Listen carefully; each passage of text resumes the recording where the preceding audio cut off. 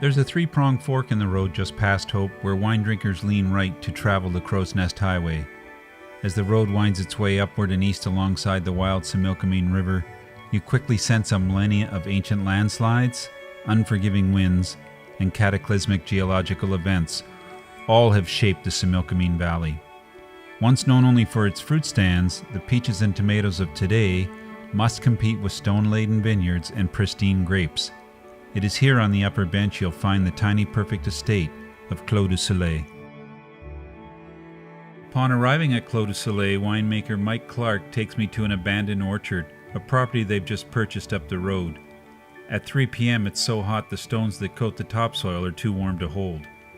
The new site is similar in geology to the estate vineyard, and the team has high hopes it will be the perfect home for their Semillon and Sauvignon Blanc vines. This is what I wanted to show you, Tony. A really special piece of land here, right up against the cliffs on the upper bench of the Similkameen Valley.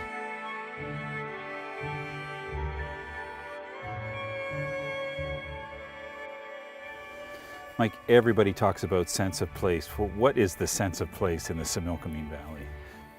There are so many differences between sites, but there are also some commonalities. We have this huge wind that moves masses of air through here, dries the grapes, dries the vines, and can cause a really hot day like what you and I are experiencing right now, for temperatures to plummet in the evening.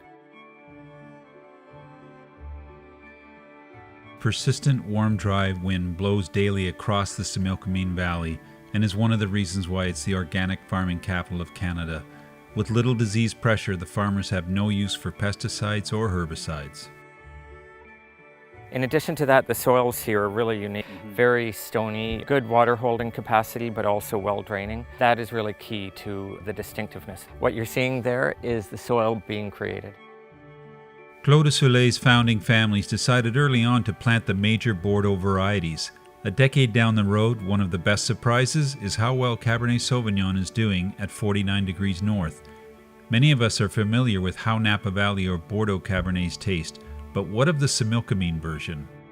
There's so many different varietals grown in the Similkameen, and so part of the story is, what does this Cabernet Sauvignon taste like on the upper bench, because the soils and the microclimate are so unique here.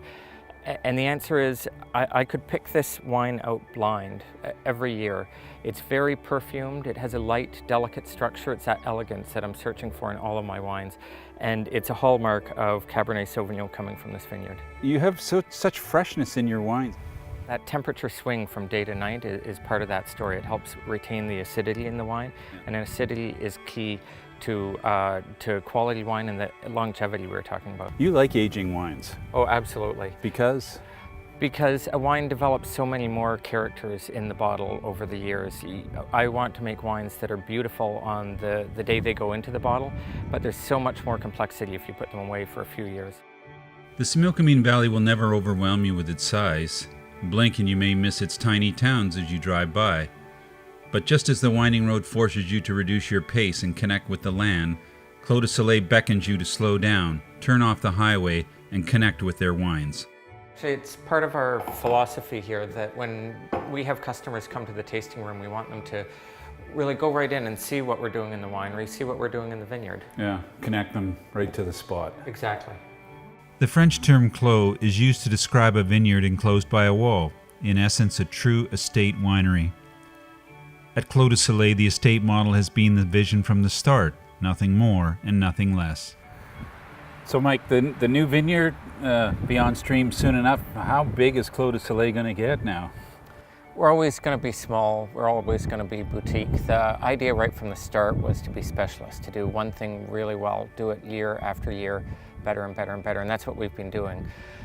In my view as a winemaker, it's a million little decisions that add up to making the best quality wine possible, and the only way I can be on top of all those is by being small enough to be hands-on with every step. So a true estate winery. Exactly, yes.